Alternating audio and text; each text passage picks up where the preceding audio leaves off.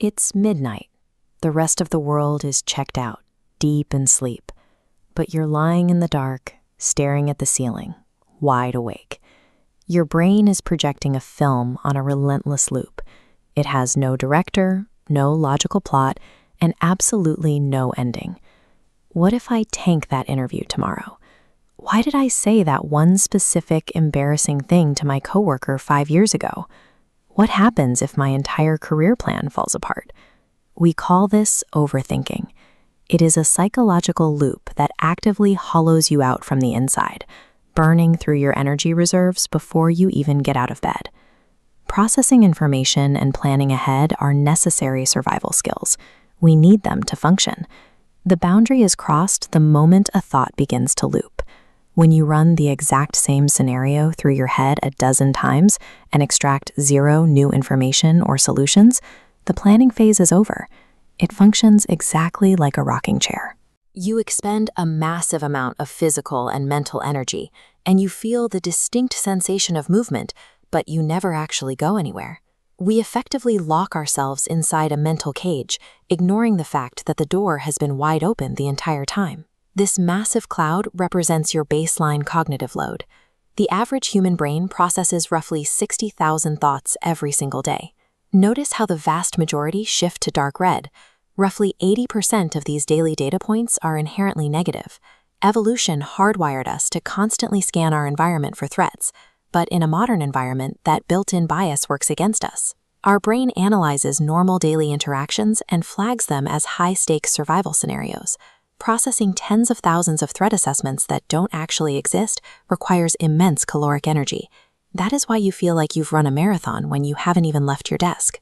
When you enter this loop, your brain undergoes a form of forced mental time travel, ripping your consciousness straight out of your current reality. Half your bandwidth goes backward. You agonizingly dissect old conversations, past regrets, and mistakes that you possess absolutely zero power to change. The other half of your bandwidth projects forward. You spiral into dread, charting out elaborate disasters and failures that haven't even happened. By anchoring your cognitive processing entirely in a past that is already gone and a future that doesn't exist, you leave absolutely nothing in the tank for the physical world you actually inhabit.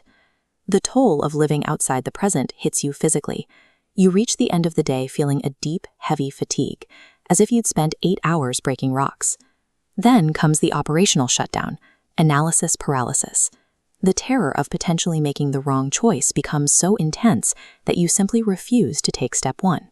And quietly, the capacity to enjoy a normal, everyday moment slips away.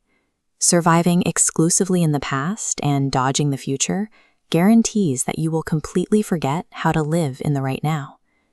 Breaking the loop requires friction. You have to aggressively anchor your brain back into the present moment. The first protocol is physical anchoring. When mental traffic jams up, grab a pen and physically write the thoughts onto paper. It forces the chaotic, overflowing buffer in your head to empty out into a tangible format. The second protocol is time boxing, using the 5-minute rule. Give yourself permission to stress about a specific problem, but cap it with a strict 5-minute timer.